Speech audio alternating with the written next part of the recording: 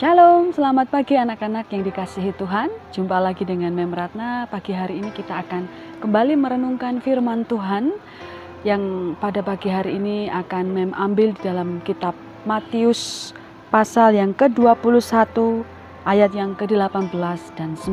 Tetapi sebelumnya mari kita berdoa dulu.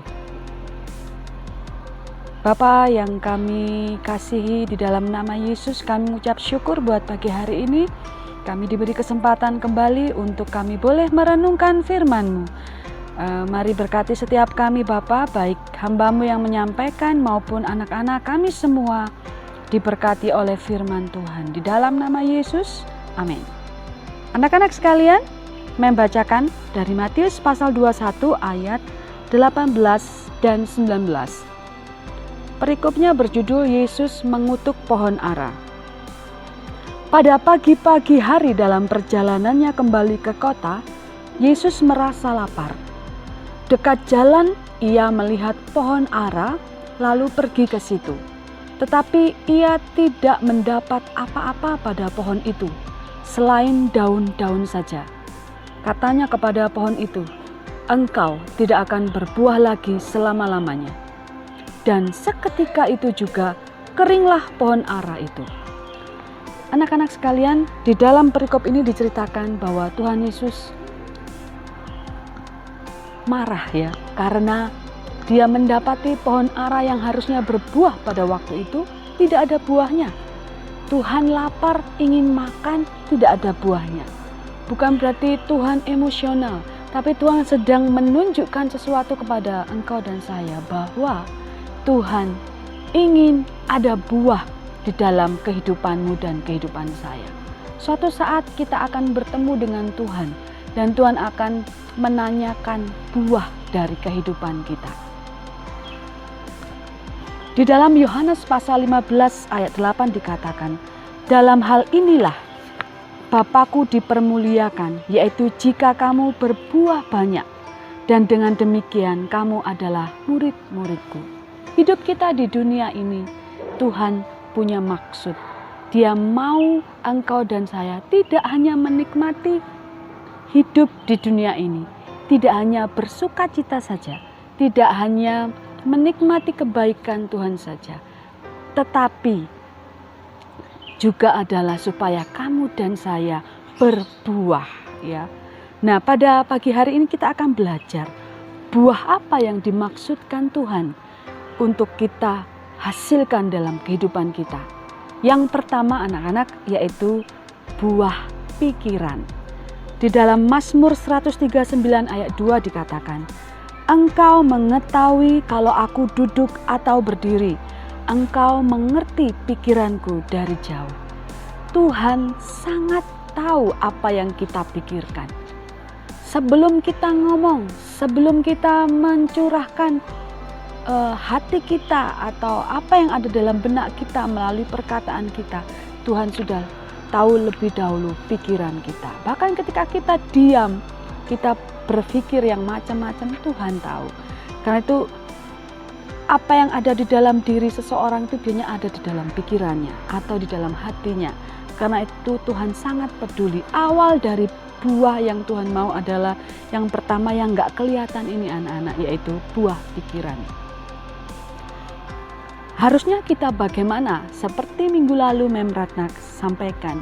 Di dalam Filipi pasal 4 ayat 8 dikatakan, "Jadi akhirnya saudara-saudara, semua yang benar, semua yang mulia, semua yang adil, semua yang suci, semua yang manis, semua yang sedap didengar, semua yang disebut kebajikan dan patut dipuji, pikirkanlah semuanya itu." Tuhan mau kita memiliki pikiran yang positif, bukan yang negatif. Pikiran yang bersih, bukan yang kotor, ya. Pikiran yang mulia, bukan yang jahat. Pikiran yang berorientasi kepada solusi, bukan yang berorientasi kepada permasalahan. Nah, anak-anak, mari kita memiliki buah pikiran yang demikian supaya kita memuliakan Tuhan. Yang kedua adalah buah perkataan. Di dalam Ibrani pasal 13 ayat 15 dikatakan, sebab itu marilah kita oleh Dia senantiasa mempersembahkan korban syukur kepada Allah, yaitu ucapan bibir yang memuliakan namanya. Yang kedua adalah buah perkataan. Buah perkataan, saya ada 3 dari perkataan yang mestinya keluar dari mulut kita, yaitu ucapan syukur. Tuhan senang kalau kita tahu berterima kasih, tahu mengucap syukur. Lawannya adalah bersungut-sungut. Nah, ini anak-anak, mari kita cek dan recheck. Apakah kita lebih banyak bersyukur atau bersungut-sungut? Nah, kalau kita penuh ucapan syukur itu berarti kita berbuah, ya. Mari kita ganti ucapan yang sungut-sungut menjadi ucapan syukur.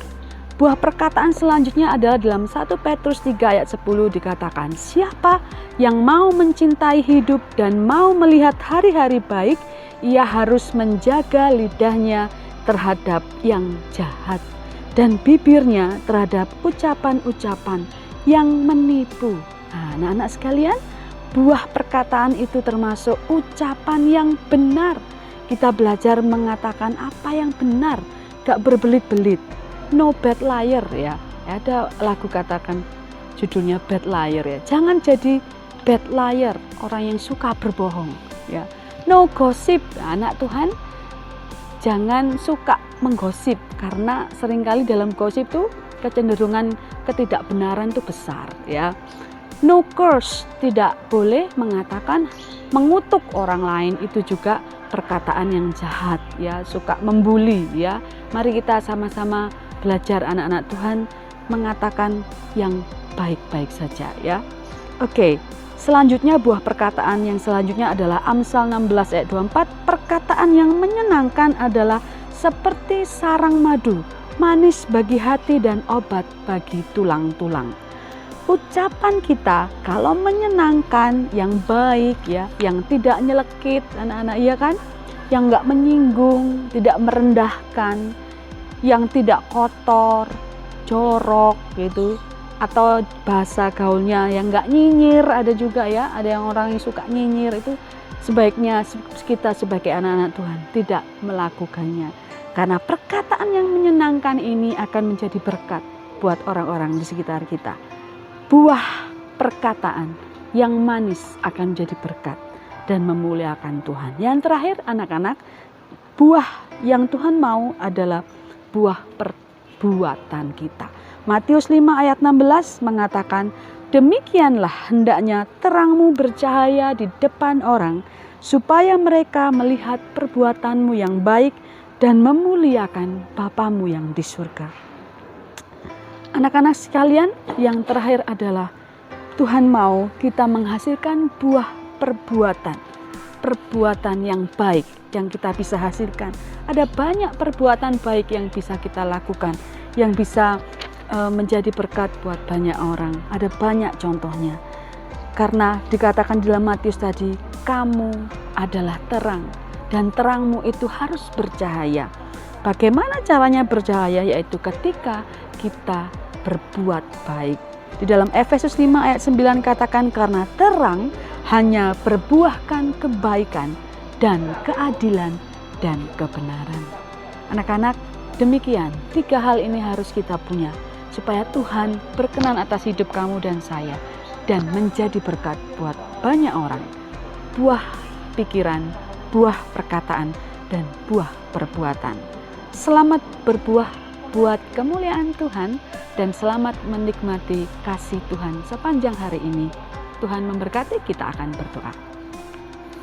Kami mengucap syukur Bapa, buat pagi hari ini kami boleh merenungkan firman-Mu.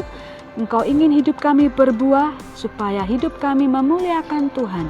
Ajar kami untuk berpikir benar, berpikir apa yang memuliakan Tuhan, berkata-kata yang baik dan benar, untuk boleh menjadi berkat bagi banyak orang, dan juga bertindak, bertingkah laku, berbuat apa yang baik, sehingga terang kami boleh percaya dan nama Tuhan dipermuliakan. Berkati anak-anak-Mu Bapa sepanjang hari ini, juga kami semua Bapak Ibu Guru, biarlah hidup kami penuh buah memuliakan Tuhan. Di dalam nama Yesus, haleluya, amin. Terima kasih, Tuhan memberkati.